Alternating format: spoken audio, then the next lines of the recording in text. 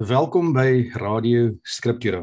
2 Timoteus 3 vers 16 en 17 sê, die hele skrif is deur God geasem. En so op hierdie gereformeerde potgooi wil ons graag vanuit die skrif leer, weerlê, regwys en onderrig sodat God se mense volkome voorberei en toegerus sal wees vir elke goeie werk. Kyk gerus op scriptura.co.za vir artikels en nog baie meer ander onderwerpe. Jy kan ook ons potgooi luister vanaf die webblad of op enige potgooi speler soos iTunes. En vandag gaan ons 'n baie groot onderwerp aanraak wat ons voel baie belangrik is en wat almal van ons harte brand. En ons gevoel het dis nodig dat ons as die Scriptura span ook hierdie onderwerp uitlig en bespreek. So vanoggend is ek jou gasheer en saam met my is 4 van my vriende, Marnix Boersema, Gerard van Rein en ook dan die grootmeester Jan-Louis Lee. So welkom broers, gaan dit goed met julle vanmôre? Goed, dankie Jaco. Gaan dit goed met die grootmeester Lee ook? Ja nee, hy lyk soos daai eerste jaar teologiese student vanmôre. Stop het julle, stop. Jaco, dit gaan goed hierso ook. Jy het sê 4 van jou vriende. Ja, maar ek het 'n dubbel profiel hoor, so ek het nee, ek wil net seker maak of dit nou maar is waarom jy in die teologie ingaan het omdat wiskunde in jou ding is nie. Ja, dit mag so wees. Ek dink nog dit is so. Want die budget vir die rekord sê, julle sê dis 'n lewendige uitsending en dit ek gedres om te impress. Julle is nie jaloers. Maar sonder Jan-Louis kan ons nie, hy is ons anker, ons moet vir hom hê so. Nou vriende, ek het nog nie die tema gesê nie, maar ons wil graag gesels vanoggend oor die vraag, wat is die evangelie? Nou, jy weet, as mense die vraag stel, dan sal baie mense vir jou sê, julle ouens, waarmee is julle nou besig? Dink julle nie, ons ken die evangelie nie, of dink julle nie, ons weet wat die evangelie is nie? Ek dink dit was Luther of Calvin, ek is nie heeltemal seker nie, wat gesê het, ons het die evangelie elke dag nodig, en ons moet vir onsself elke dag die evangelie preek. En ons het ook vir mekaar gesê in die aanloop na die episode toe, hoe Spurgeon gesê het, as jy op die preekstoel klim en jy het nog nie die evangelie gepreek nie, moet jy liewer afklim en nooit weer opklim nie. Calvin was nog bietjie meer sterker en hy het gesê, mag jy dalk jou knies ook, as jy op die preekstoel klim en nog nie die evangelie gepreek het nie en dalk nooit weer opklim nie. So broers, die saak is 'n groot saak, ons het die evangelie elke dag nodig. Ek het 'n legalistic hart, wat graag na my eie werke wil gryp. Al is ek 'n Christen, ek moet altyd hoor dat ek 'n sondige is voor die heilige God, wie alleen my kan regverdig. So ja, dit is wat ons graag wil inlei vanmôre, wat is die evangelie? En ons wil regtig eenvoudig daar begin, met die eenvoudige vraag, wat is die evangelie? So broers, ek wil ter inleiding begin met 'n teksvers wat ek graag vir ons wil voorhou. En dit kom uit 1 Korintiërs 15. Ek wil net graag my screenshare aansit en hom vir ons saam lees. Paulus skryf in 1 Korintiërs 15: Broeders, ek maak julle die evangelie bekend, wat ek aan julle verkondig het, wat julle ook aangeneem het, waarin julle ook staan, waardeur julle ook gered word, as julle daarin vashou, op die wyse waarop ek dit aan julle verkondig het. Natuurlik belangrik, op die wyse waarop ek dit aan julle verkondig het, en as julle daarom bly vashou. Of julle moet te vergeefs geglo het, want in die eerste plek het ek aan julle oorgelewer, wat ek ook ontvang het, dat Christus vir ons sondes gesterf het, volgens die skrifte, en dat hy begrawe is, en dat hy op die 3de dag opgewek is, volgens die skrifte, en dat hy aan Sefas verskyn het, daarna aan die 12, daarna het hy verskyn aan oor die 500 broeders tegelyk, waarvan die meeste nou nog lewe, maar sommige al ontslaap het. Daarna het hy verskyn aan Jakobus, daarna aan al die apostels, en laaste van almal het hy verskyn ook aan my, as die ontydige gebore. Nou, ek wil dan ook net nog een teks vir ons voorhou, voor ons bietjie gesels, en dis Galasiërs 1, vers 8 en 9, en hierso skryf Paulus aan die gemeente van Galasiërs en hy vermaan hulle, sommer met die intrapslag, oor die ernstige saak van die evangelie. En hy sê vir hulle, maar al sou ons, of 'n engel uit die hemel, julle evangelie verkondig, in stryd met die wat ons julle verkondig het, laat hom 'n vervloeking wees. Soos ons van tevore gesê het, sê ek nou weer, en hy herhaal homself en hy benadruk, as iemand julle evangelie verkondig in stryd met die wat julle ontvang het, laat hom 'n vervloeking wees. Broers, is groot woorde daai, maar daar is met rede dat daai erns daar geplaas is vir ons. En daarom wil ons graag vanoggend bietjie gesels. Ons wil vir mekaar sê, as Skriptura span, dat ons seker is wat is die evangelie, en ons wil graag vir ons luisteraars vra, wat is die evangelie, en dit antwoord. Bruce, wie val weg? Waarmee begin ons? Ek moet vir die preekstoel afval. Ek gaan sommer begin nie, want dit is 'n jy weet, Jaco, dis een van die goeters van ons almal is al hoeveel keer ons lewe gekonfronteer met die term evangelie, en ons praat baie keer in die kerk van ons moet evangeliseer en so aan. En as jy so bietjie onder die oppervlakte gaan krap, dan gaan jy agterkom dat ons eintlik nie altyd mooi seker is van wat daai terme beteken nie. So die begrip evangelie word baie keer vereenselwig met die eerste vier boeke van die Nuwe Testament, die evangelies, soos Matteus, Markus, Lukas en Johannes dit beskryf. Maar die woord evangelie, en verskoon vir die wat dit reeds weet, maar is tog interessant om te weet. Kom van die Griekse woord evangelion af, en in die Grieks-Romeinse wêreld is dit hoofsaaklik vir twee redes gebruik. Die eerste ene was die aankondiging van 'n kroonprins se geboorte, en dit het gewoonlik die wonderlike betekenis vir daardie koninkryk gehad dat daar stabiliteit in die ryk gaan wees. Daar is 'n kroonprins, die regering is in goeie hande, met ander woorde. Daar is nie noodwendig gaan daar eendag 'n stryd wees rondom wie die troonopvolger gaan wees nie. So daar stabiliteit en vrede in 'n sekere sin. Dan het daar ook met die oorlog wat hulle dikwels gevoer het 'n boodskapper van die slagveld afgekom met 'n evangelion, en dit was die goeie nuus dat 'n beslissende slagveld gewen is. So as jy nou hierdie twee begrippe vat en ons praat van die evangelie van ons Here Jesus Christus, dan is albei hierdie betekenisnuances van toepassing op die diens en geboorte en diens van ons Here Jesus Christus. Ons geboorte hier op aarde was die kroonprins, die koning van alle konings wat gebore is hier as 'n mens ter wille van ons, en dan die deurbraak van die beslissende slagveld. So dit was die woord evangelie is eintlik soveel ryker as wat 'n mens dit net op die oppervlakte kan raak sien, nee. Ja, ek dink dit is belangrik ook om dit raak te sien, Jan-Lie, dat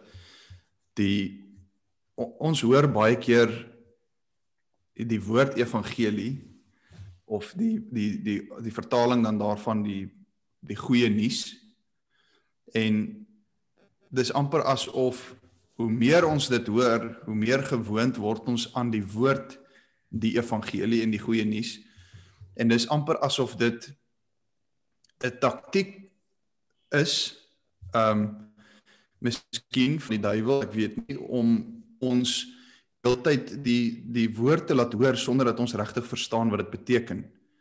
En daarmee sê ek nou ons moet ander nuwe woordjies uitdink. Nee, ek dink wat ek probeer sê is ons moet seker maak as ek die woordjie die evangelie lees, dat ek ook seker maak ek verstaan wat dit beteken.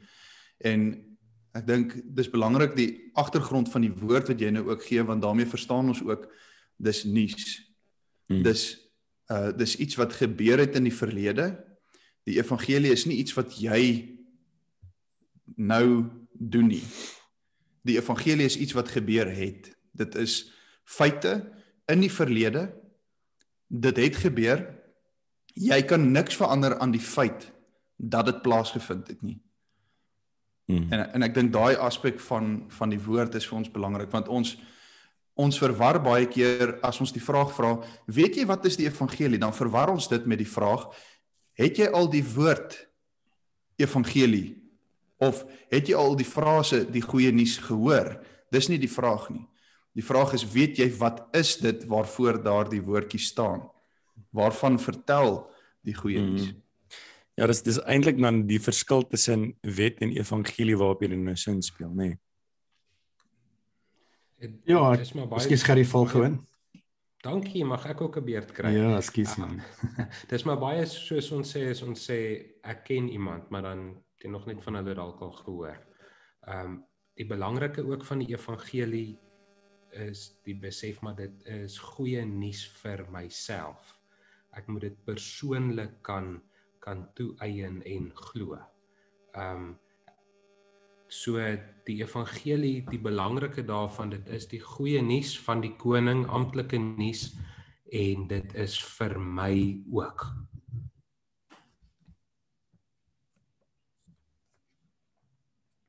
En ons, Jaco, ons kan jy nie hoor nie, jy maak mute. Lyk my vanoggend, omdat ons hierdie onderwerp aanvat, is al so baie dinge wat net nie wil lekker sink nie. Maar kom ons gaan aan. Ja, so en Jesus ons kan daardeur kom. Ja. So as ons oor hierdie tema praat van goeie nuus of nuus en goeie nuus, dan is daar dink twee dinge wat nogal uitstaan. Die eerste ding is die nuus moet aangekondig word. Die woord nuus of dan goeie nuus bring 'n appel. Dit is iets wat aangekondig word. En daarom word daar baie keer in die skrif dan ook rondom die woord van prediking of prediker, die woord 'n herald dan gebruik. Dit is iets wat aangekondig word. Die koning van alle eeue het iets gedoen. Iets fenomenaal gedoen en dit moet aangekondig word. Hierdie goeie nuus moet uitgebasyn en aangekondig word. Die tweede idee is as daar goeie nuus is, dan beteken dit en dis goeie nuus vir die mensdom, dan beteken dit daar was eers slegte nuus. Iets het gebeur. As groot fout, né? So ek dink ons moet 'n bietjie stil staan by die vraag van om die evangelie werklik te kan verstaan, moet jy besef waar jy jouself bevind. Wie is jy? Waar is hierdie wêreld? Hoekom lyk hierdie wêreld soos dit lyk? Waarom gaan dit so sleg? Hoekom is daar iets soos die dood? Het God die dood geskep om maar net ons te straf vir geen rede nie? Is alles wat ons in die wêreld sien wat sleg is, maar net die resultaat van God wat besluit het, dit moet maar gebeur, en dit net toegelaat het, en nou is ons in hierdie tweestryd tussen good and evil, as ware. Ek sê dit nie as 'n feit nie, ek sê dit net om 'n bietjie die prentjie te skets, ons moet die vraag antwoord. Wat gaan aan in ons wêreld? Hoekom lyk ons wêreld so boos? Hoekom gaan mense dood? Hoekom sien ons inrent in ons eie hart?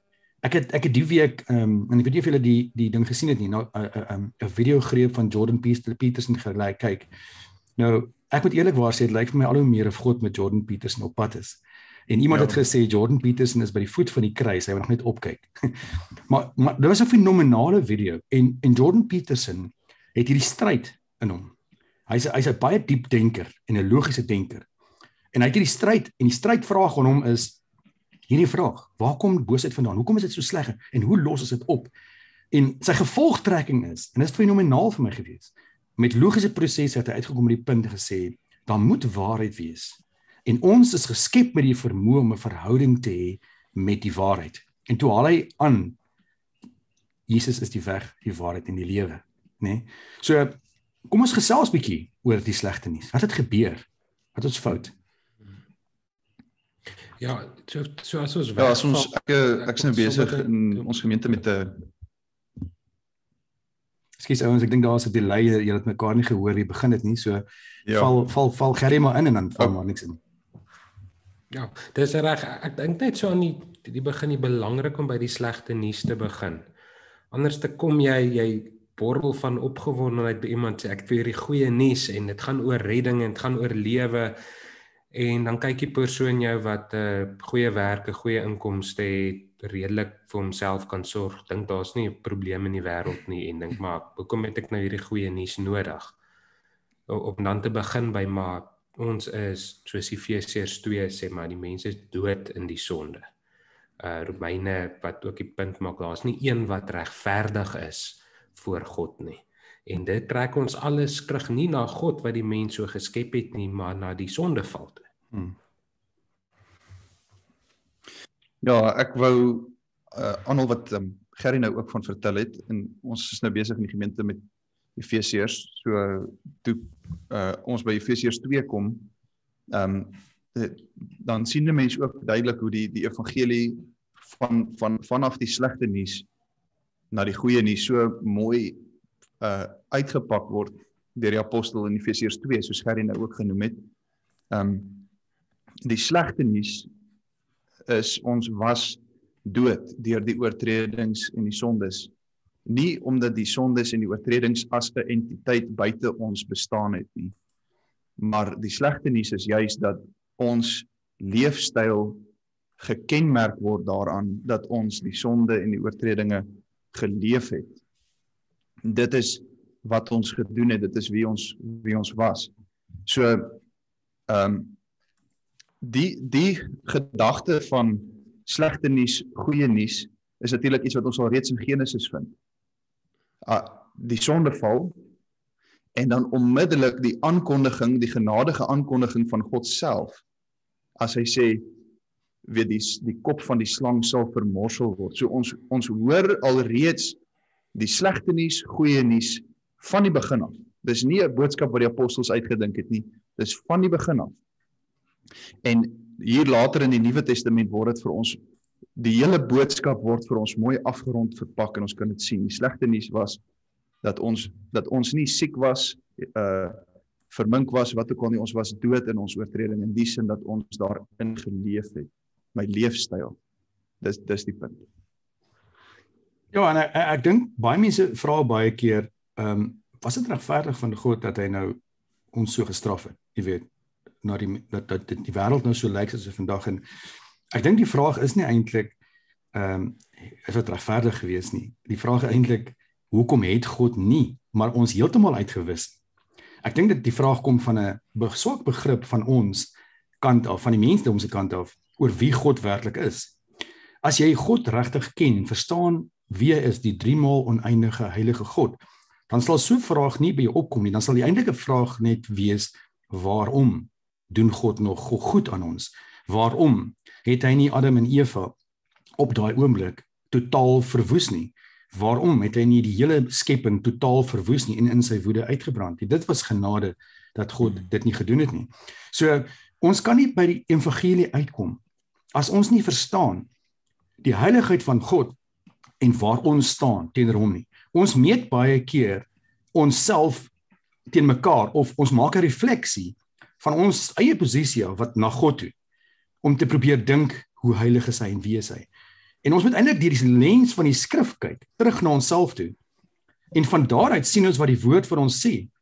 En van daaruit is daar net een vraag, en dit is dat ons net vir genade kan staan voor hierdie heilige God. En die mensdom se groot probleem, en ons groot probleem is dat God is heilig en ons is nie. Dit is die probleem, dit is die kern van die evangelie waar ons moet begin. En dat ons moet begin ook by die feit dat dit ons is, as mensdom, wat in Adam teen 'n heilige God gesondig het. Ons het in rebellie gaan staan teen die God. Ons het durf daaraan dink, saam met ons voorouers Adam en Eva, dat ons onsself kan ophef, soos die Satan, tot God, toe daar vir hulle gesê is, jy kan soos God wees, en dit vir hulle aanloklik was. Dit in homself is so 'n sondige, lastelike gedagte voor die heilige God, en dis waar ons staan. Soos Calvin gesê het, die menslike hart is 'n stoor van afgode. En Jaco, belangrik om daai punt wat jy nou gemaak het, 'n bietjie dieper verder in te slaan, is dat ons baie mense, en ek het dit nou ek het hierdie week ook weer gehoor, maak 'n karikatuur van die sondeval. Sê dat dis baie trivial, wat is die woord vir trivial?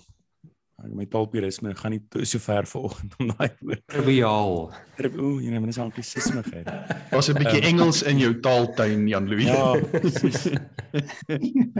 Genigte. Nietemin, dit is 'n bietjie puntenerig om nou te mor oor 'n ou vruggie wat hulle geëet het en weet om nou die hele mens in sonde en ellende te dompel, omdat hulle nou 'n ou vruggie van 'n boom af gevat het. Jy weet, dis 'n baie vlak oppervlakkige manier om oor die evangelie te dink, terwyl as jy daaroor dink, God het die mens geskep in volmaakte kennis, heiligheid en wat is die derde element wat ons praat oor die beeld van God. Maar in 'n geval 'n volmaakte verhouding met hom, volmaakte gemeenskap met hom.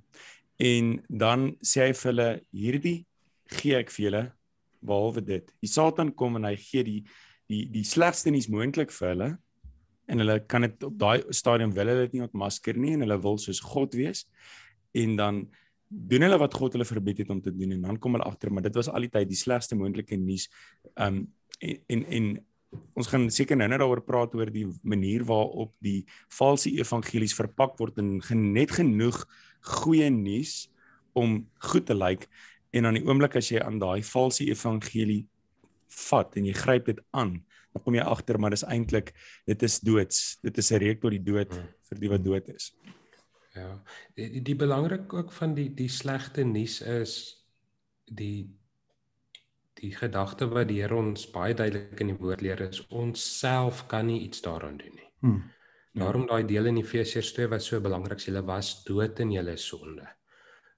Met die katekisasie kinders praat ek altyd van, hulle het selfs die lijk wat hier in my studeerkamer lê, die 1 jaar 'n naam gegee. Ek sê, so lê hy nou, hy kan nie nou opstaan en 'n dokter bel of iets om iets aan sy situasie te kom doen nie. En dit is hoe dood die mens in die sonde is. Jy kan nie self daaruit opstaan nie, want dit is ongelukkig baie keer die gedagte, okay, die sondeval en my sonde was nou nie so erg nie. Ek is nou bietjie siek, ons het nou van Pelagius voor die tyd ook gepraat. Ek kan iets daaraan doen. God doen 'n bietjie en ek doen die res, maar die verskriklike is, uit jou eie kan jy absoluut niks daaraan doen nie. Jy's op pad na die ewige dood toe. Ja, ek dink mense kan met gesag uit die skrif sê, dat enige evangelie, wat enige vorm van goedheid of regverdiging aan die mens toeskryf, is nie die evangelie nie. Daar kan niks uit onsself uitkom tot goedheid van die evangelie nie, of daar kan niks tot ons self bygedra word tot die regverdiging van die sondaar nie. En as ons nou oor die sondeval praat, dan moet ons besef dat die daad wat ons gepleeg het in ons Adam, en ons moet onthou dat dit is God wat gekies het hoe hy geskep het, en hy het beskik dat in Adam sou ons verteenwoordiger wees. Adam sal die mensdom se federale hoof wees. En in ons broer Adam het ons hoogverraad gepleeg teen die hoogste gesag, teen die hoë hof van die hemele. Ons het gaan luister na 'n verraderlike leenaar, wat ons nie eens geken het nie. Ek meen, Adam en Eva het met God gewandel. Hulle gaan luister na 'n vreemde leenaar. Hulle het God goed geken, hulle het die goedheid van God geken, hulle het die heiligheid van God geken. En ek wil dit net bietjie benadruk, dat ons verstaan wat so hoogverraad gepleeg is. En hulle gaan luister na 'n vreemdeling wat hier in jou deur kom klop en sê, hey, hier bied ek jou ietsie aan, maar jy weet nie eens wat hy jou aanbied nie. Naamlik as jy dit vat en jy eet dit, sien jy wat dit in jou gedoen het. Breek dit jou hele siel op, breek die wêreld op. En daai hoogverraad het tot gevolg gehad God se oordeel, God se toorn, God se woede, hierdie heilige God. En as ons wil verstaan, wat is hierdie woede van God? Kan ons kyk na die kruis. Sy eie seun, sy eie sondelose seun, wat nie sonde geken het nie, in wie daar geen onreg, verraad of sonde is nie. Hy giet sy volle woede op sy eie seun uit, en dit wat ons sien in die kruis is nie 'n mooi gesig nie. En dit gee vir ons 'n klein prentjie maar hoe God oor die sonde voel. As baie sulke beelde ook in die Ou Testament, byvoorbeeld Aaron se seuns wat in die tempel instap en doen wat hulle nie moet doen nie. Ananias en Safira. Ons moet daai begrip van God se heiligheid, as jy spraak dat hierdie ding so goed benadruk, en ek dink daar's 'n regtig 'n groot tekort in ons kerke oor die heiligheid van God. Ons vra en ons begrip van die evangelie gaan verander as ons besef wie is hierdie God met wie ons besig is. Ja, en as ons van God se toorn praat, of die woede, as jy nou baie direk uit die Engels uit sou vertaal, dis nie soos ons woede wat 'n emosie is wat ons oorneem dat ons onnadenkend self soms optree nie. Dit is 'n heilige toorn oor wat verkeerd is. Dit is nie God wat nou met alle respek gesê sy speelgoed uit sy kot uitgooi nie. Dit is die mens wat in opstand teen God gekom het, die mens wat die sonde doen en God haat die sonde en dit moet geskraap word. So in die evangelie is daar glad nie iets van God kom nou enige iemand te na nie. Hy is regverdig in sy toorn en sy woede. Ja, kyk, net 'n vinnige opmerking op dit, Gerry. As God regverdig was, het nie een van ons bestaan nie. Het niemand oorleef nie. Maar dit is bloot God se genade dat hy gekies het om sommiges te red. En dit is hoe ons daarna moet kyk. Ons kan nie daarna kyk en sê, maar die mensdom verdien dat daar ten minste van hulle gered moet word. Ons verdien niks. Ja, en dis wat ons mooi in die kruis dan sien, hoe sy regverdigheid en sy genade bymekaar kom. Sonde moet geskraap word. Ja, so aangesien hy regverdig is, moes iemand kom om te betaal. En die genade is, die barmhartigheid van God word juist daarin vir ons tentoongestel, dat dit nie ons was nie. So ek wil net ook, dit noem dis ook Efesiërs 2, so die wat dalk nou hierna luister en as jy 'n gedeelte in die skrif soek, behalwe die gedeelte wat Jaco vir ons gelees het aan die begin, is Efesiërs 2 gaan dan nou ook verder en sê teen die einde, dit kom nie uit eie werke sodat iemand op iets mag roem nie. So as jy 'n evangelie handhaaf, ken, wat jou op een of ander manier op 'n verhewe vlak plaas, of wat jou op een of ander manier toelaat om te roem op jouself, het jy die verkeerde evangelie. Jy het iets anders beet. Dit is nie die evangelie van Christus nie. Dit is wat die valse evangelies reg deur die eeue en gemeen het, is dat dit vir een of ander ding gesorg het dat die mens oor homself beter kan voel. As jy 'n bietjie nader aan die tyd van die Nuwe Testament gaan, dan het meeste van hierdie evangelies hierdie gerigtheid op die eksterne gehad, 'n klomp goed wat ek na buite toe doen. Ek kom die wet so perfek na. Ek gaan kyk maar na die gebed van die fariseer en die tollenaar in Lukas 18. Ek doen dit en ek doen dit en ek doen dit. Dit is amper asof die mens dan met die Here wil arm druk om op 'n ander manier as deur Christus gered te word. Dit is amper asof jy sê, maar kyk, ek het nie, dit is daai hele idee van 'n weegskaal, twee kante, dit is 'n perfekte balans met mekaar en of nie 'n balans met mekaar nie, die goeie moet net swaarder weeg as die slegte, en dan het God met respek gesê nie 'n keuse om my te red nie. En dit kry jy meeste valse of alle valse evangelies is dit. Dis trouens dit wat Paulus daar in die gedeelte wat Jaco gelees het oor Galasiërs. Wat daar gebeur het is die Judaïste het ingekom en 'n valse evangelie van die Ou Testamentiese wette en seremonies aan daardie gemeentes gepreek en gesê, luister, julle moet nou weer besny en julle moet nou weer hierdie feeste doen, julle moet nou weer dit sodat julle gered kan word. En dis 'n evangelie wat gesê het, goed, Christus is nuttig, maar daar is nog X, Y en Z wat ek by moet doen. En dit is sekerlik die belangrikste ding wat 'n mens vandag in ons tyd ook vir mense kan vra rondom die evangelie. Want baie mense sal vir jou sê, goed, Christus het vir my gesterf, maar hoekom moet ek nou nog gehoorsaam wees aan die wet? Hoekom moet ek nou dit? Hoekom moet ek nou dat? Dis juist oor hierdie valse evangelie so verskriklik populêr is en oor dat die mens van nature iets wil kan doen om verlos te word. Ja, kyk, die valse evangelies se vraag, wat moet ek doen om reg te wees met die heilige God? Die ware evangelie sê, wat het God gedoen om my reg te maak met hom?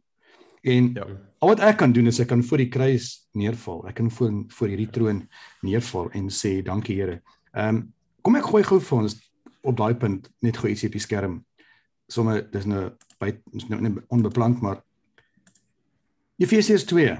Nou, die hele eerste 3 verse gaan oor die sterwe, die dood in sonde, die slegte nuus, die ongehoorsaamheid, die toorn ensovoorts.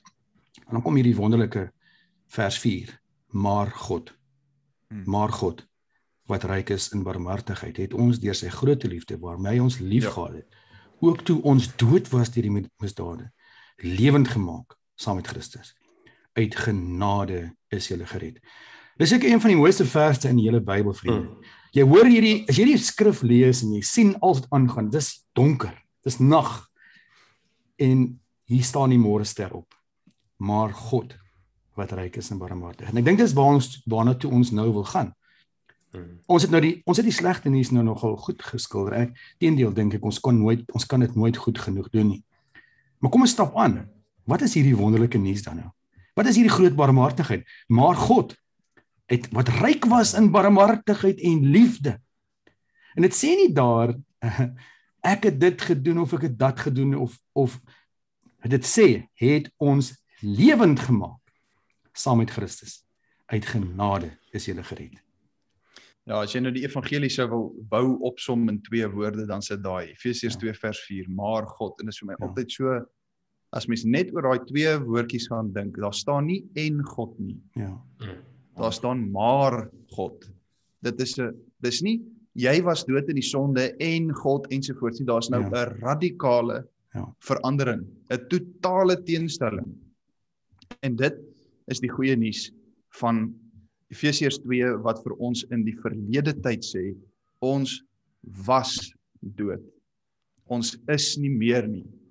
Jy is nie meer dood en nou moet jy maar net probeer vashou aan hierdie mooi boodskapie nie. Jy is nie meer dood nie. Jy kan nou sien, die oë van jou hart het oopgegaan. Die Here het dit vir jou oopgemaak. Jy kan nou, die lig van God het in jou hart ingeskyn. Hy het jou opgewek uit die dood uit. Daar's so, jy sien hier dieselfde radikale draai, selfs in ons belydenisskrifte. En die katekisme sê, is ons dan geneig tot alle kwaad en alles wat verkeerd is en sleg is? Ja, tensy ons weer gebore word. Dis die maar God. Daar's geen hoop nie. 0. Tensy God ingryp en jou lewend maak nie. Daai maar God dis ons lewe. Ek meen dis waaraan alles hang. Dieselfde wat ons in Romeine 3 kry. Romeine begin, maar die mens is dood in die sonde. Nie een is regverdig nie. Nie jy wat 'n Jood is wat die wet het, nie jy wat 'n heiden is wat nie die wet het nie. En dan daar 3 vers 21, maar nou het God. Dit is die evangelie daai maar woordjie nê. Dis wonderlik. Ja, dis hoekom ons so vas moet glo en ek glo werklik dit is fundamenteel van die skrif. Want dit is waar baie dinge ook fout gaan, dat ons moet glo in 'n monergistiese wedergeboorte. God tree in. Jesus het uit die hemel afgekom terwyl daar geen hoop was nie. Niks, daar was geen antwoord vir die saak nie. Daar was nie 'n oplossing vir sonde nie. Daar was nie 'n lewe nie, daar was nie 'n toekoms nie. Jesus tree uit die hemel uit in dring ons donker wêreld in. Die lig skyn in die duisternis en die duisternis kon dit nie verdring nie. God skyn, Petrus gaan verder, hy sê God skyn in ons hart en die môrestern kom op in jou hart soos die evangelie inslag vind in jou hart. Jy wandel deur hierdie wêreld, die dood maak jou nie bang miskien nie. Miskien het jy 'n bang vrees vir die dood, maar dis 'n selfgerigte vrees want jy's bang dit gaan iets van jou vat, maar jy's nie bang vir God nie. Romeine 3 sê so, ons soek God nie. Ons wil hom nie ken nie, ons wil hom nie gehoorsaam nie. Die vrees van die Here is ons nie. Dit broers is die geboorte van ons eie kinders ook, moet ons vir mekaar sê. Ons kinders word daar gebore, dood in die sonde. Hulle is verbondskinders, ja, maar hulle word dood in die sonde gebore. Hulle word nie as engeltjies gebore nie.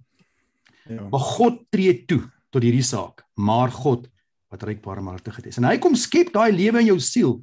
Hy kom maak sy heiligheid wakker in jou siel. Gee jou 'n sonde besef. Jy begryp jou nood en hy wys jou Christus en jy gryp Christus aan. Dis verlossing.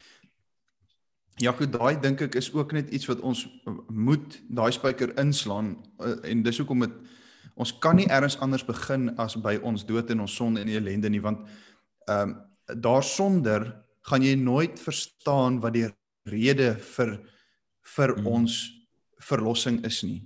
Maar behalwe vir dit, as die Here se Heilige Gees in jou hart inkom, dan is die eerste ding jou oortuiging van jou verlorenheid.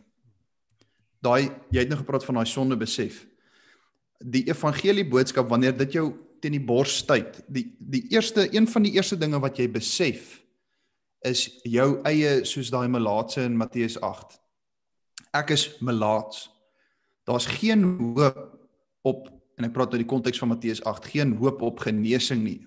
Al wat daai melaatse kon doen, is hy kon voor Jesus Christus neerval in sy erkenning van sy hopeloosheid en sê, Here, as U wil, genees my.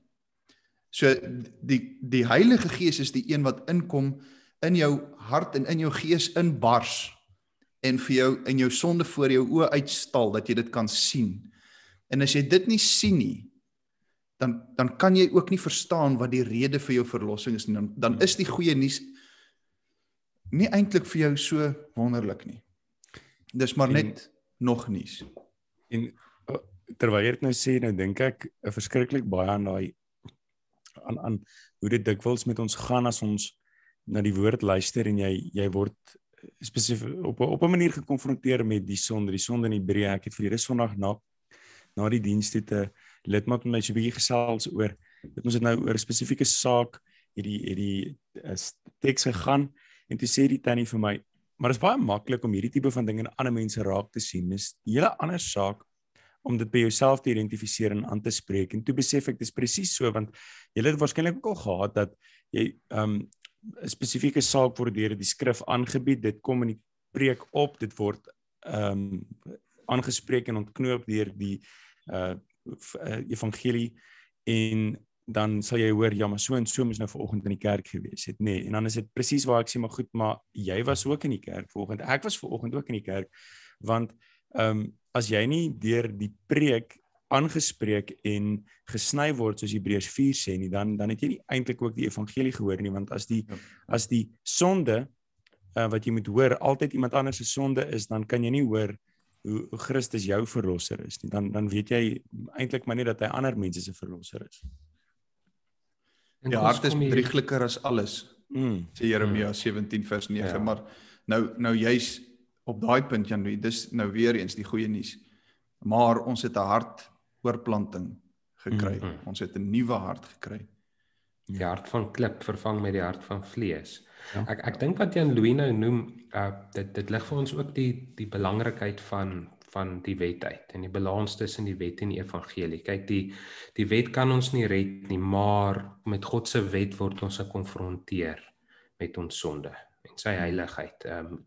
In God se wet leer ons maar selfs my beste dade is maar baie vuil klere voor hom. En dit is daarom amper kommerwekkend, dit is nie amper nie, dit is kommerwekkend hoe en dit sluit nou weer aan by die heiligheid van God, hoe dit net heeltemal onderspeel word, hoe jy selfs in baie kerke deesdae nie eens meer die wet hoor nie. En die wet plaas vir ons die fokus op ons het die redding nodig. En omdat die wet dit nie self kan gee nie, is dit ons stigmeester na Christus toe dan.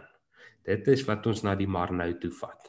En ek weet ek praat nou weer 'n bietjie by die vorige punt eintlik, maar dit is so belangrik om hierdie balans te kan hou. En soos Jan Louis sê, dit is daarom maar baie lekker om 'n deel te hoor en te dink, maar hey, daai ou moes nou hierdie gehoor het.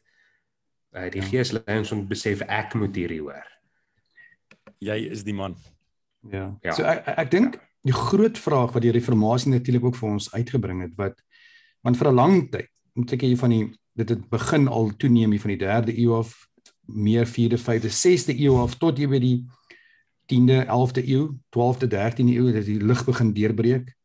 Wat die reformatie vir ons gebring het, is die groot vraagstuk. Hoe word ek geregverdig voor God? Hoe word ek reg met God? En die 5 solas, stem het net vir ons so mooi op. Ek is seker die 5 solas is 'n baie goeie definisie en opsomming van wat die evangelie is. Deur skrif alleen, deur genade alleen, deur geloof alleen, in Christus alleen, tot eer van God alleen. Deur die skrif, die venster van God se heiligheid, in die spieël van die skrif, die wet wat jy genoem het, die woord van God, sien ons presies wat gebeur het, waar staan ek, wie is ek? Die skrif skyn op my en ek sien my absolute vuilheid. En depravity is die Engelse woord. My total depravity sien ek in die lig van God se ligvenster, die evangelie wat op my skyn. Ek kom tot die besef van wie ek is voor hom, die skrif alleen, genade alleen. Ek kan my nie help daar waar ek is. Ek is absoluut dood. Dis selfs genade dat die skrif op my begin skyn, want dis waar dit begin. En deur genade alleen skyn die skrif op my. Word daar lewe in my siel gewek. En Christus alleen. God wys vir my Christus. Die Heilige Gees wys my. 1 Johannes 6 vers 44. Niemand kan na die seun toe kom as die Vader hom nie trek nie.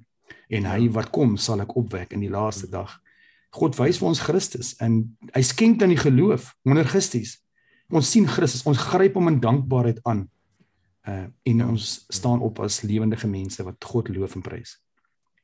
Jaco, ek dink ook ons moet vashou, wat is die rede vir daai maar God? Wat is die rede waarom God ons uit die dood uit opgewek het? En ek meen mens vang jouself en mens jy gaan in allerhande roetes af om aan redes te dink, hoekom het die Here nou juis gekies om my lewend te maak en vir my die geloof te gee? En jy weet, as jy jouself te lank los sonder die woord, dan dink jy allerhande idees op vir jouself, vir redes waarom jy op jouself kan roem. Ja, die Here het seker daarom iets in my gesien.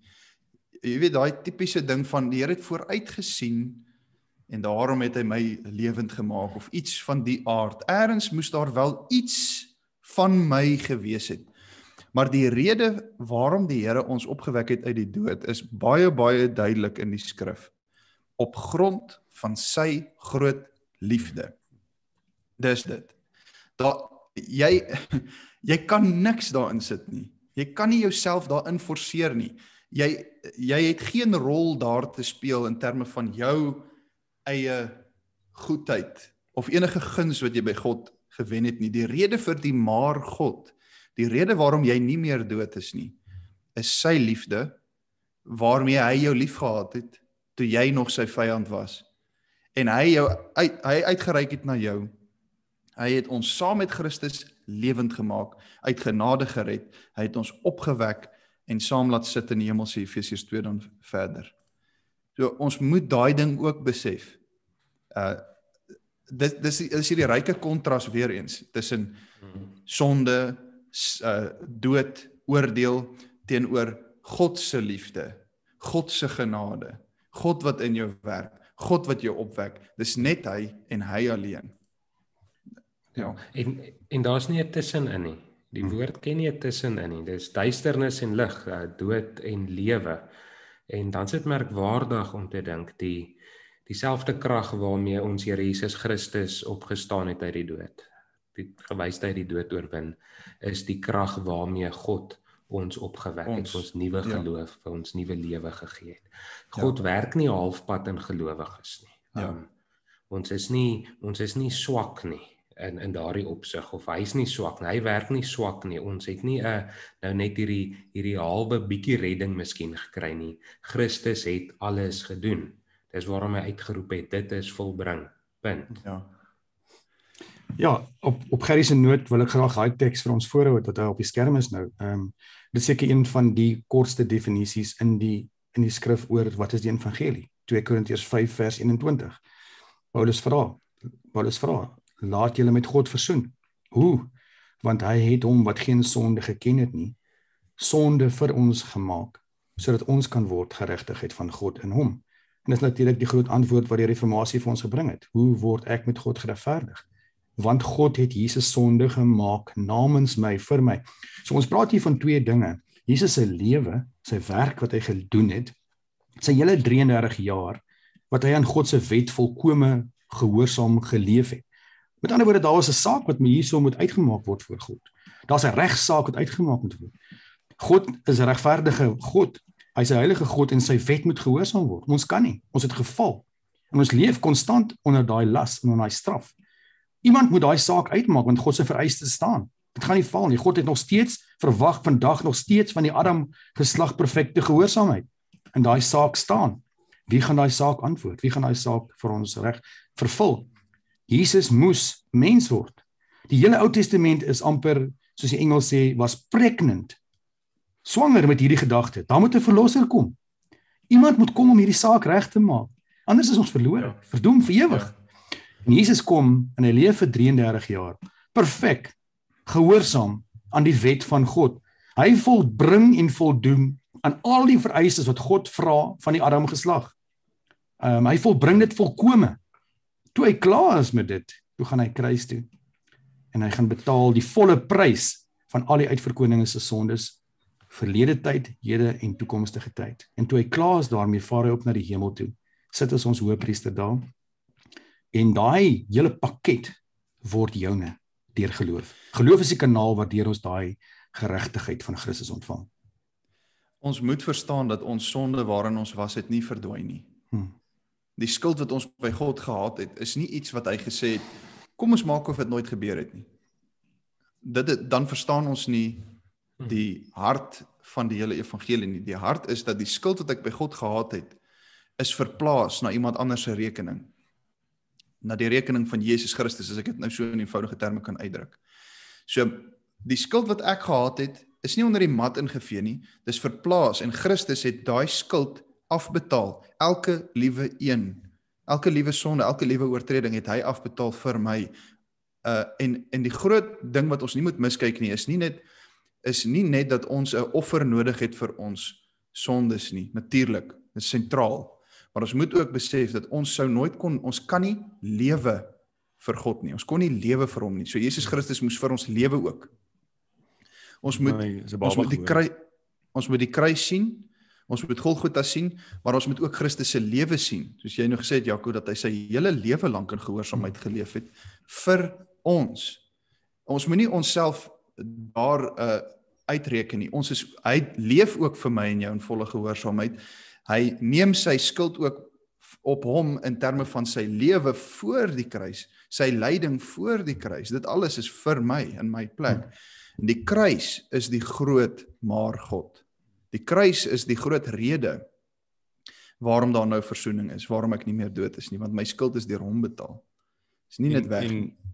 Dit wat julle nou gesê het, die gewig daarvan moet in elke boodskap wat elke Sondag en dan ook as jy die res van die week jou Bybel oopmaak, dan moet dit verkondig word en jy moet regtig die dieptepunt daarvan besef. Ons prediking en ons toepassing of ons Christusprediking spesifiek in die kerk kan nie net maar wees hy het gesterf en opgestaan en weet 'n paar algemene waarhede wat ek weet sonder om die teks te ontgin nie. Dit moet regtig die dieptepunt daarvan vir ons ontgin en dan kan dit ook nie net wees van goed, Jesus wil nou weer met my lewe nou 'n bietjie verander en ek moet nou 10 stap om 'n beter jy te wees en daai wees die beste jy, al daai tipe van nonsens nie, want dit konfronteer jou nie met dit wat ons nou net gesê het, die rebellie van die sonde en die grove wegloop van Christus en van God wat dit beteken het. En die oomblik as jy nie gekonfronteer word met jou sonde en die ellende nie, dan kan jy nie jou verlossing en die dankbaarheid daaruit leef nie. Ja, so sentraal tot die regverdigmaking, ons regverdigmaking voor God, staan die versadiging van God se regverdige oordeel. God gaan nie goed onder die mat invee nie. God is nie 'n mens nie. Ons vereis geregtigheid as daar onreg teen ons gepleeg word. Hoeveel te meer God? So sentraal tot ons regverdigmaking is daar moes 'n regspraak plaasvind, daar moes geregtigheid moes geseëvier. En daai geregtigheid het geseëvier toe God sy oordeel op sy eie seun uitgegiet het. Jesus het die beker van God se oordeel geledig. Dit is altyd 'n mooi beeld daar, tot die laaste druppel. En daai tuin van Getsemane het Jesus God se oordeel gesien. Dit het hom gedryf tot angs soos bloeddruppels. En hy het kruis toe gegaan en hy het daai oordeel gevat, vriende. Hy het dit uitgedrink tot die laaste druppel. En hy het die dood gevat. Hy het dit gedrink, hy het dit geledig. Hy het opgestaan en nou gee hy dit vir ons. Dis vir regverdigmaking. En daai regverdigmaking, die kanaal, ons moet dit vir mekaar sê, dit staan sentraal tot wat die reformatie vir ons geleer het, is geloof, deur geloof. Ja. En geloof is 'n gawe van God, daarom kan dit genade wees. Ja. Daardie deur geloof wat jy nou noem is so belangrik, want die redding en die lewe wat Jesus Christus bewerk is nie vir almal nie. Hierdie is nie nou alle mense is dood in die sonde en nou word alle mense gered nie. Dit is vir jou wat dit glo. Ja. En daarom die evangelie plaas altyd hierdie klem op wat is jou reaksie nou? En dan wanneer ons gelowig reageer, dan weet ons is God wat dit in ons werk, maar die appel van die evangelie is glo hierdie goeie nuus. Ja. Anders te bly jy in die slegte nuus. Ja. En dis 'n opdrag. Dis 'n opdrag. Ja. Ons moet nie net kennis neem van die kruis nie. As jy kom ons maak dit so prakties soos dit. As jy na hierdie episode luister of kyk vandag, moenie net kennis neem van wat hier gesê word nie. Moenie net hoor, ja goed, my skuld is op Jesus Christus verplaas en hy het vir my betaal nie. Jy moenie daar stop nie. Nou moet jy ook hoor, die res van die goeie nuus is, daar is vir jou vergifnis. Daar is vir jou vergifnis van al jou sondeskuld. Glo dat die lam van God gekom het om jou sondeskuld op hom te neem. Moenie kennis neem nie, glo, bekeer en glo. Dis die groot oproep. As jy nie daar gekom het nie, dan het die evangelie nog nie tot sy volle reg gekom in jou lewe en in jou hart nie.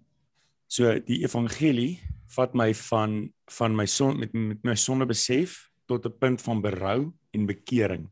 En is omdraai en vasgryp aan Christus. Ons kan nie met die evangelie in ons harte vashak by 'n punt van berou waar ons in geloofsverlamming sit en dan heeltyd sit en tob en mor oor die sonde en dan ek is so sondig en ek kan eintlik ek is te klein en dit klink verskriklik vroom, maar eintlik is dit net 'n baie mooi manier om jou geloofsverpligting dan te versaak.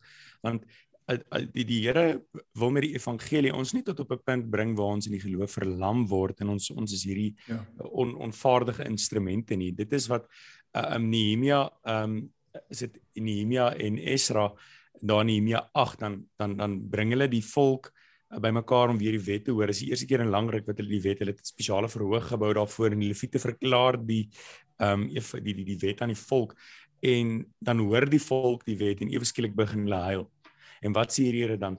Staan op, moenie huil nie. Dit is 'n dag van feesviering hierdie. En as ons die evangelie hoor en jy besef hierdie wonderlike nuus, want dit is die beste nuus wat met jou kan gebeur. As jy was op pad na die teenoorgestel, jy's op die breë weg, op pad na die verderf. God het jou lotsbeskikking omgedraai en jy's op pad in hom na die ewige heerlikheid saam met hom. En dit kan nie die gevolg hê dat jy so gaan sit en ek is net so sondig en ek weet ek kan nie eintlik 'n ding doen nie want ek is ook bang om eintlik vorentoe te gaan met nou sondig ek. Dit is nie die gevolg van die evangelie in 'n mens se lewe. Ja. Nou die gevolge is ons is gered, sê Efesiërs 2 nie einde weer eens, ons is heeltyd by Efesiërs 2 vers 9. Daar is ander goed in die Bybel ook word mooi. Ons is immer sy maaksel, geskep in Christus Jesus. Wat is die rede? Wat is die rede waarom hy ons lewend gemaak het, waarom hy ons gered het? Om goeie werke wat God voorberei het te doen en daarvolgens te leef. Jy is nie meer dood nie. Jy leef nou. En dis soos wat hy elke keer as Jesus Christus op aarde is en hy maak die mense gesond, staan op en loop. Lazarus kom uit die graf uit. Leef. Jy leef nou, doen dit nou vir die Here, doen nou die goeie werke wat hy vir jou voorbeskik het. So dit is baie belangrik om te beklemtoon daar. Jammer Jaco. Nee, ekskuus, Gerry gaan aan sleg. Mute my maar as jy Ek's bly ons is so opgewonde oor die evangelie dat ons mekaar in hierdie geval. Drukkie mute. Ons word gered tot iets. 'n Halwe verstaan van die evangelie gaan wees wel my sonde is nou vergewe, nou lewe ek vir myself. Ja. My sonde is vergewe so ek kan nou doen wat ek wil. Dis waarby Paulus in Romeine 6 ook uit, en gaan ons dan nou aanhou sondig doen sodat die genade meer oorvloedig word. Ons is gered tot 'n verhouding met God. Ja. Ons is gered om in hierdie dade wat hy vir ons voorberei het te wandel. Die gedagte van ons is losgekoop, beklemtoon dit nogals, maar ons was slawe van die sonde en die dood. Ons is losgekoop deur die Here. Ons behoort nou aan hom. Ons lewens gaan oor hom. Ja. En aan die goeie werke waartoe ons voorberei het, waarvan Efesiërs 2 ook so praat, dit is weer daar wat ons moet onthou, ons doen dit nie om gered te word nie, maar omdat ons gered is, en Luther het dit so mooi gestel, God het nie my goeie werke nodig nie, maar my naaste het. En dis 'n verloste se lewe, is om as instrument in die hand van God, sy naaste se lewe te bevoordeel. En dan selfs as ek goeie werke doen, kan ek nie eens daarop trots wees, want God het dit vir my voorberei. Ja, ek meen die skrif sê, ons beste werke is vuil verwerklike lappe voor 'n heilige God. Daar was 'n lied wat nou altyd vir my baie beteken en nogal vir my die evangelie mooi opsom, en dit is geskryf deur Augustus Toplady, gereformeerde van die 17de eeu, en hy het 'n lied geskryf, Rock of Ages. En hy sê, Rock of Ages cleft for me, let me hide myself in thee. Not the labor of my hands can fulfill thy law's demands. Nothing in my hands I bring, simply to the cross I cling. Naked, come to thee for dress, helpless look to thee for grace. Fell to the fountain fly, wash me Savior, or I die. En ek dink, dit is die kern van ons, dit is die respons waarvan ons hier praat. Ons praat nie van 'n werke gedrewe reaksie nie. Ons praat van 'n reaksie wat kom met leë hande. Ek is 'n pauper, as dit ware, voor die heilige God. Nothing in my hands I bring, simply to the cross I cling. Naked I come to thee for dress, helpless look to thee for grace. Ek is totaal niks. Ek roep net uit en ek roep op genade. Ek roep op niks anders nie. Ek kom nie met 'n stukkie in my hand en sê, Here, kyk, ek het daarom ietsie gebring nie. Wees my genadig nie. Ek kom met niks. Ek kom met die besef, soos die ou aan die kruis. Dis altyd vir my 'n aangrypende deel, daai ou langs Jesus aan die kruis het gesê, dink aan my. Hy het nie gesê, hey, ek moet saam met jou gaan nie. Vat my saam nie asseblief. Hy sê, dink aan my as jy daar is. Hy het homself nie daar gesien nie.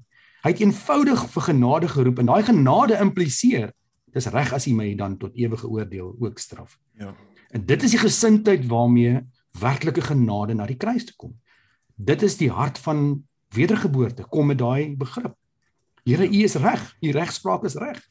Wees my genadig. So ons kan nie die implikasies van die evangelie verwar met die evangelie nie. Ja. En ek dink dit is wat baie keer gebeur.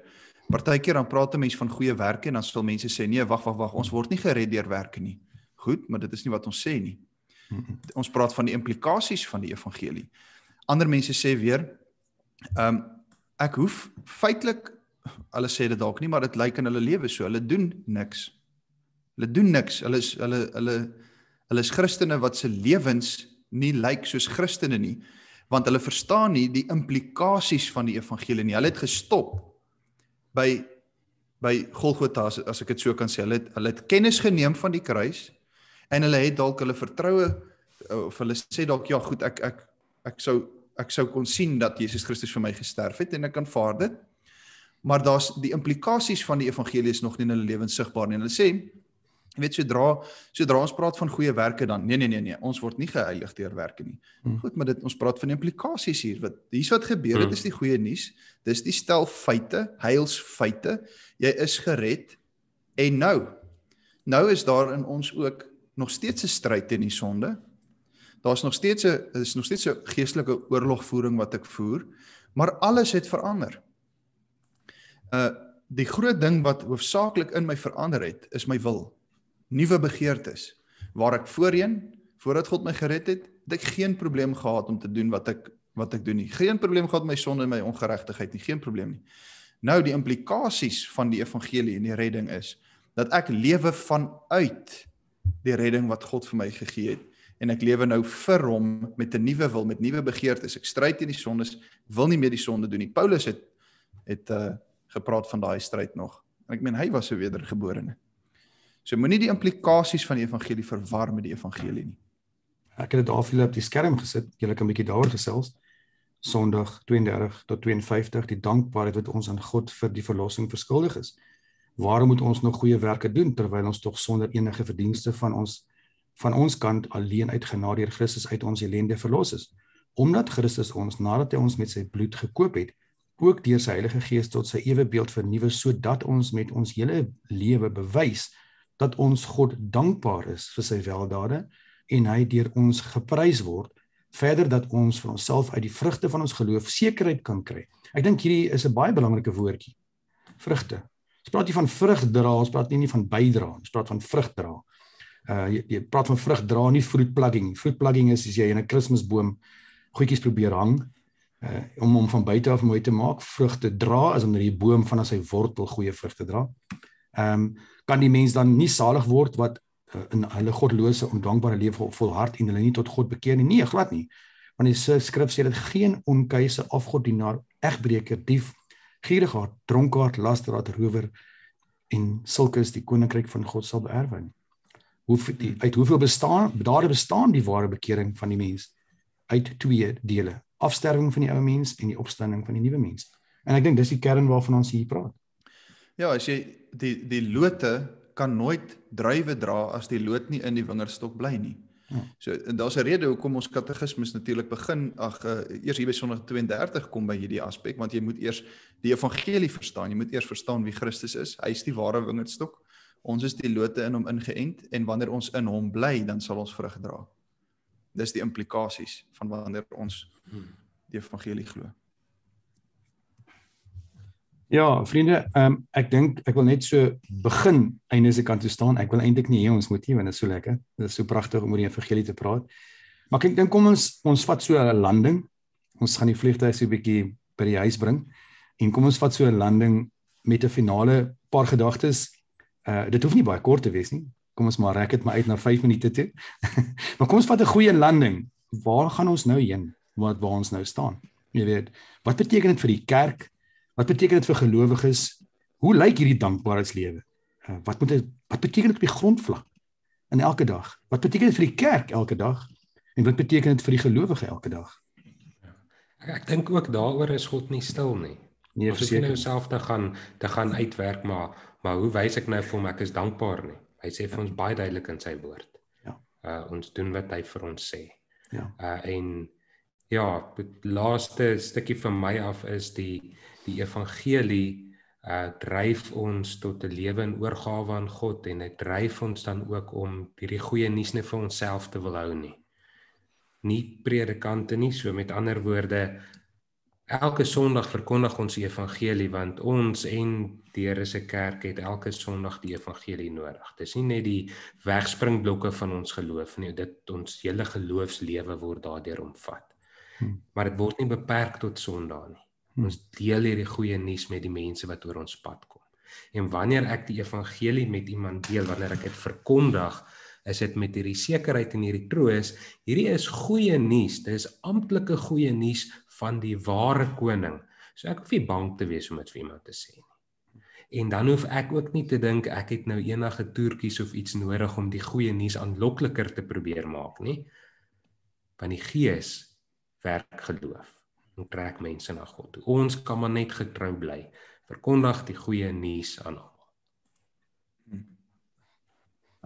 Maar ek sê, ek gaan jou nou verbaas, maar ek wil verwys na 'n ander gedeelte as Efesiërs. Nou, net vinnig weet, en vir my is dit gewoonlik 'n uitdaging om ietsie so kort en bondig as moontlik te sê. So, ek vra om verskoning as dit te lank gaan, maar ek gaan probeer om dit kort te hou. Paulus in 1 Korintiërs 2, en toe ek by julle gekom het, broeders, het ek nie aan julle die getuienis van God kom verkondig met voortreffelikheid van woorde of van wysheid nie, want ek het my voorgenem om niks anders onder julle te weet as Jesus Christus en hom as gekruisigde. En ek was by julle in swakheid en vrees en in veel bewing. En ek dink dit is vir my ek wil amper sê dis die marching orders van die kerk, dat 'n mens vandag baie mooi moet waak teen. En daarmee sê ek nie hierdie is 'n lisensie vir predikante om nou as gebroke instrumente te begin om bly weg te steek en swak preke te maak en swak woordverkondiging te doen nie. Dit gaan daaroor dat jy moet jou boodskap moenie so verpak word in allerlei menslike voortreffelikhede en dit moet hierdie wonderlike saamgestelde argument wees wat so met 'n verskriklike imposante figuur voorgedra word dat jy opgewonde word oor iets, maar na die tyd is jy nie eintlik seker waaroor jy opgewonde word nie. Dit moet doeteenvoudig Jesus Christus en hom as die gekruisigde verkondig. En soos jy aan die begin gesê het, as jy dit nie doen nie, en as jy die implikasies daarvan nie baie duidelik uitstippel in die tyd wat jy die voorreg het om die woord aan die gemeente te bedien nie, dan het jy nie besigheid om op die preekstoel te klim nie. En as jy vir die mense 'n klomp selfhelp, dingetjies gaan leer van hoe om 'n beter jy te wees, en ek het nou ongelukkig dit baie teenoor die selfhelpboeke, dan het jy desgelyks nie die reg om op die preekstoel te klim nie, want jy's nie daar om mense beter oor hulle self te laat voel nie. Jy's veronderstel om vir hulle na Christus toe te bring, sodat hulle tot bekering en tot omhelsing van die waarheid kan kom. Ja, ek herinner myself aan die evangelie op so 'n manier. Ek sit dit nou so in my eie woorde. Jesus Christus het betaal wat ek nie kon bekostig nie om vir my te gee wat ek nooit verdien het nie. En as ek dit onthou, dan en ek dink regtig, wat sou dit dan nou impliseer vir my lewe vorentoe? Dan verstaan ek ook die res van my sondestryd, die res van die redes waarom ek Bybel lees en bid, dan verstaan ek alles in die lig daarvan. Ek verstaan die implikasies van die evangelie. En ek dink ons moet nie nalat om vir mekaar ook te sê, die groot vrug, die implikasies van die evangelie is gehoorsaamheid tot die einde toe. Volharding. Dit is nie genoeg om 'n vinnige belydenis af te lê en dan 'n lewe van absolute Christusloosheid of ongeloof te lei nie. Hebreërs is hieroor baie, baie duidelik. Ons moet gehoorsaam wees tot die einde toe, volhard. Die goeie nuus, weer eens, die groot troos wat ons het, is dat ons koning, ons verlosser Jesus Christus, is een wat, as hy jou gryp, los hy jou nie. En hy sal die goeie werk wat hy in ons begin het, sal hy ook tot die einde toe volvoer. Hy sal jou daar uitkry, maar moenie nalat om die verantwoordelikheid, die implikasies van die evangelie vir jouself te neem.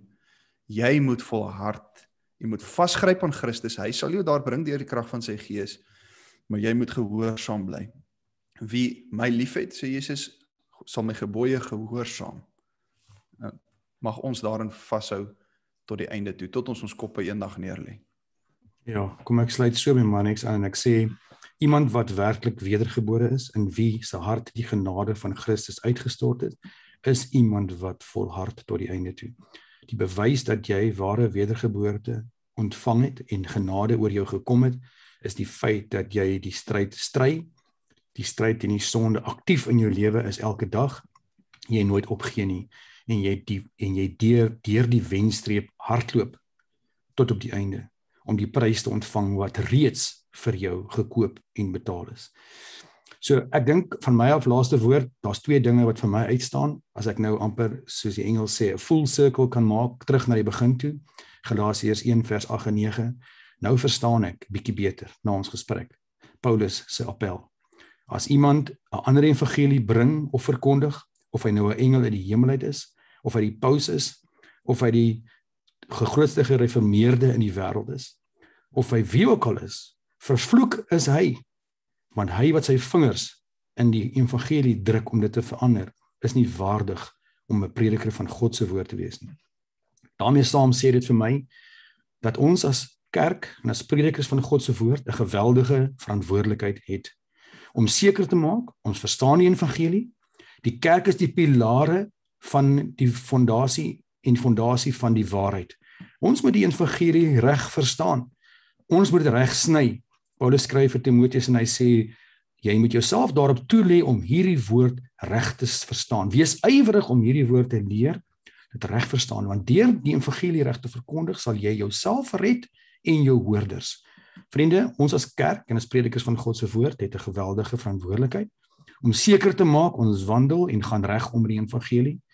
En dit lê nie in ons hart en ons krag om dit te doen nie, maar ons het nog steeds 'n verantwoordelikheid. Ons moet daai verantwoordelikheid opvat. Die kerk het 'n geweldige verantwoordelikheid en ek dink in ons liberale tyd sien ek baie kerke en ek wil nie uitpraat nie, ek wil eers na my eie hart kyk en na my eie kerk kyk. Ons maak baie foute rondom die evangelie en ons moet dit begin regkry. Tweede ding is gelowiges.